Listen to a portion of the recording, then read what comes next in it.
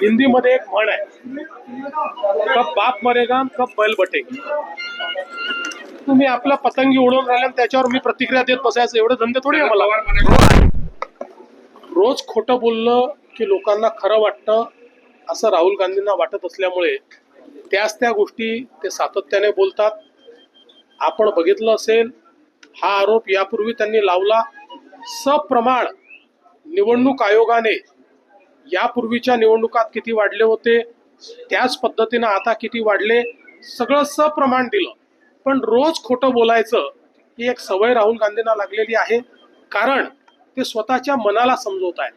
जोपर्यंत राहुल गांधी या ठिकाणी सत्य स्वीकारणार नाहीत, जोपर्यंत ते जागे होऊन जमिनीवर काम करणार नाहीत, तोपर्यंत त्यांच्या पक्षाला कुठलंही भवितव्य उरलेलं नाही. आणि म्हणून मला असं वाटतं की या ठिकाणी स्वतःशी खोटं बोलून स्वतःला दिलासा देण्याचं काम हे राहुल गांधी करता आहेत. आणि महाराष्ट्राच्या जनतेचा, आमच्या लाडक्या बहिणींचा अपमान राहुल गांधी करतायत.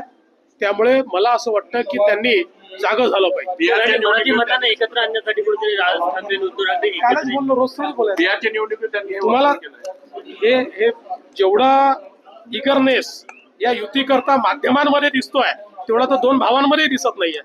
हिंदी में आज और ठाकरे एक होने वाले हैं, ऐसी चर्चाएं चल रही है, कैसे देखते हैं इसको? हमको नहीं मालूम.